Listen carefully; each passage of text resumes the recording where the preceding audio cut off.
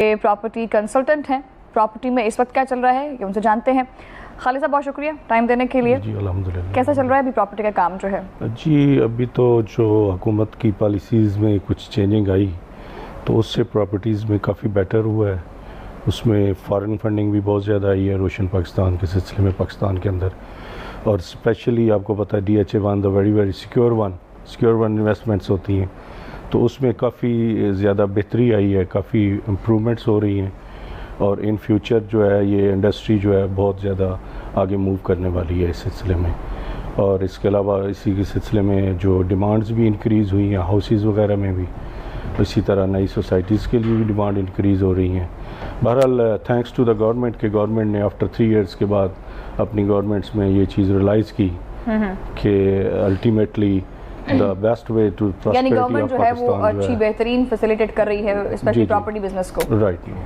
तो कुछ गिनी चुनी सोसाइटीज़ हैं जिनमें काम अच्छा चल रहा है, लेकिन बाकी जो सोसाइटीज़ हैं उनका क्या कहते हैं, और बायर है मार्केट में? जी डेफिनेट बायर है, लेकिन अब देखिए बायर अब जो मीडिया का दौर है, अवेयरनेस का दौर है, तो बायर जो पर्टिकुलर सोसाइटीज़ में जाता है जिनकी कोई क्रेडिबिलिटी होती है। अब वो वाले मामलात नहीं रहे जो पहले होते थे कि जिसमें अननोन होते थे बंदे, इन्वेस्टमेंट्स का पता नहीं होता था। तो अभी आपने जैसा कि कहा कि पर्टिकुलर सोसाइटीज़ में हो रही हैं, तो इसलिए कि जिनके नेम हैं, जो काम करते हैं, जो काम करके दिखाते हैं, जो डिलीवर देते हैं, अब सिर्फ उन्हीं का काम चलता है। बाकी जो मतलब ऐसे वैसे हैं जिन्होंने मतलब सिस्टम में नहीं है सही, तो या उनका स्लो वर्किंग है, वो उनके लिए अभी इस वक्त सर्वाइवल मुश्किल है। इसीलिए जो ब्रांड्स बन चुके हुए हैं, DHA एक बहुत बड़ा ब्रांड है, because I am related to the DHA from the 20-25 year working there.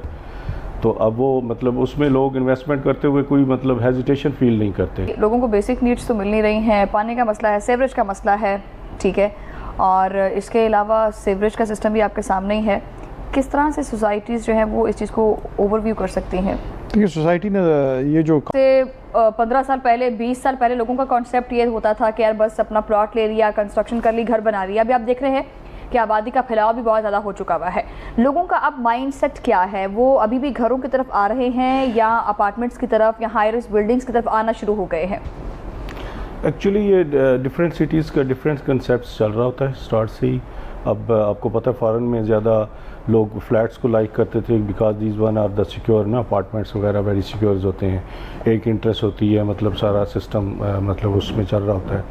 इसी तरह हमारा कराची का कुछ कल्चर भी इसी तरह का डेवलप था। लेकिन बेसिकली अगर पंजाब की तरफ आएँ तो यहाँ पर लोग ज़्यादातर इस कंसेप्ट में होते हैं कि ज़मीन भी अपनी होनी चाहिए, ताकि ऊपर छत भी अपनी और ज़मीन भी अपनी हो, ये कंसेप्ट था। लेकिन अब जो वक्त चेंज हो रहा है, जब आबादी बढ़ रही है, उसकी वजह से अब आगे अपनी एग्रीकल्चर लैंड को भी बचाना है। तो इस सिलसिले में जो गवर्नमेंट्स की पॉलिसीज़ हैं उनके ऊपर जब चला जाए तो वो ये चीज़ मूव हो रही है कि फ़्लैट्स में चला जाए, और फ्लैट्स अब बंदे की असेस में आ रहे हैं। एक्चुअली अब जो घरों की प्राइस है, अगर सपोज़ 5 मरले के घर, प्लॉट और घर की तरफ चले जाएं तो वो 1+ के राउंड अबाउट बंदा चला जाता है एवरेज में। तो अब रेदर दैन उसके कि अगर एक छोटी फैमिली है, उसने एडजस्ट होना है, तो उसके लिए 2 बेडरूम का फ्लैट जो होता है एनफ है, तो वो उसका तकरीबन को 35 to 40 की कास्ट करता है। तो अब ये आहिस्ता आहिस्ता लाहौर में जो ट्रेंड चल रहा है फ्लैट्स का हो रहा है। बाकी लोकल जो अभी छोटे सिटीज़ हैं वहाँ पे अभी फ्लैट्स का कंसेप्ट नहीं है। शहरों के अंदर मतलब जो बड़े सिटीज़ हैं उनके अंदर है, जहाँ पे आबादी बहुत ज़्यादा है, वहाँ पे ये कंसेप्ट मूव हो रहा है। और नेक्स्ट आप देखेंगे चंद सालों के बाद की हाई राइज बिल्डिंग का बहुत ज़्यादा कंसेप्ट होगा।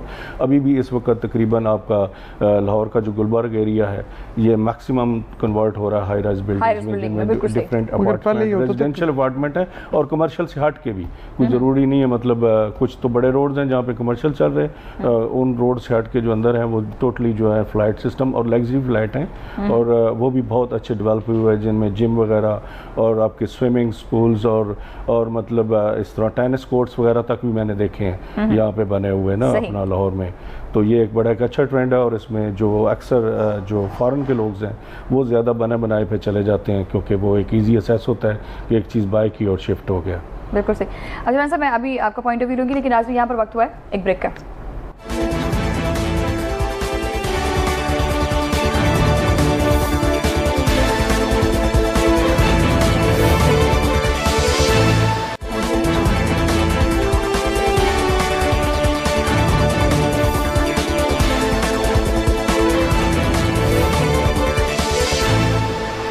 खालिद साहब क्या कहेंगे आप ग्वादर पे?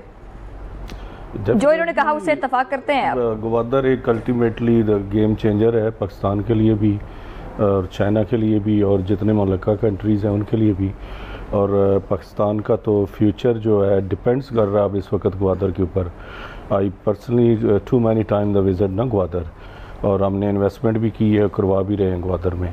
डूबी तो नहीं आपकी इन्वेस्टमेंट? ठीक है ना? नहीं अल्हम्दुलिल्लाह, हमने पैसे बने आपके वहाँ पे? नहीं, हमने तो देखिए हम तो अपने क्लाइंट्स का भी केयर करते हैं, अपनी भी केयर करते हैं, इन सारी चीज़ों को देख के करते हैं। मतलब ऐसे नहीं था, उसमें ये था ना कि कुछ लोगों को अवेयरनेस नहीं थी, जिस तरह भाई साहब ने बताया, तो लोगों ने वो फिर दूर रकबे ले लिए ना ग्वादर का नाम सुन के। हालांकि ग्वादर से वो 80 किलोमीटर 100 किलोमीटर दूर थे, मतलब आते उसी प्लान में थे, लेकिन वो फ्यूचरिड प्लान था। जो अभी जो क्विकली जो बनने वाला है वो सिंगार है, न्यू टाउन्स है, और इस तरह जो उनके सेंटर्स के अंदर आ रहे हैं, जो 0 पॉइंट बना हुआ है उसके दाएं बाएं जो आ रहे हैं वो जल्दी डेवलप हो जाएंगे। तो ये फ्यूचर है पाकिस्तान का जी। वहाँ पे बहुत ज़्यादा इंडस्ट्री एरिया भी बहुत बड़ा है, ऑयल इंडस्ट्री एरिया भी बन रहा है।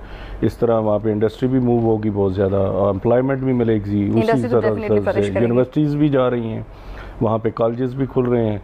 तो हर चीज़ को एक टाइम तो लगता है ना, ये तो नहीं होता कि रातों रात सब हो जाता है, एक टाइम लगता है उसमें एक टाइम रिक्वायर्ड है। लेकिन एक ऐसा सिटी बन के आ जाएगा कि दुबई भी देखेगा, इंशाल्लाह वो भी लोग पूछेंगे, सिंगापुर हांगकांग वाले भी पूछेंगे। ठीक हो गया इंशाल्लाह। हुआ क्या? फ्रॉड क्या हुआ? जमीन आपके नाम पे हुई? जमीन मेरे नाम पर है, मौजूद है। हाँ, वो देखिए कमी बेशी रेट की जो होती है ना, वो चल रहा है मेरा सारा मैटर ना। जब ग्वादर मैंने 2 एकड़ जमीन ली तो मुझे ऑफर आ रही थी आप बेच देना। मैंने कहा नहीं इसके मतलब कमर्शियल काट के बेचूंगी, ठीक है। लेकिन अब इसका केस चल रहा है अभी, इंशाल्लाह होप फॉर द बेस्ट इंशाल्लाह। और नाज़रीन, इसके साथ ही प्रोग्राम का वक्त जो है वो खत्म हो गया, लेकिन आपसे मुलाकात होगी अगले प्रोग्राम में। उससे पहले मैं मानू का शुक्रिया कर दूं। राना साहब बहुत शुक्रिया, हमेशा हमारे बुलाने पे आप आ जाते हैं। साजिद साहब बहुत शुक्रिया, खालिद साहब आपका भी बहुत शुक्रिया। नाज़रीन, अल्लाह ने के बान।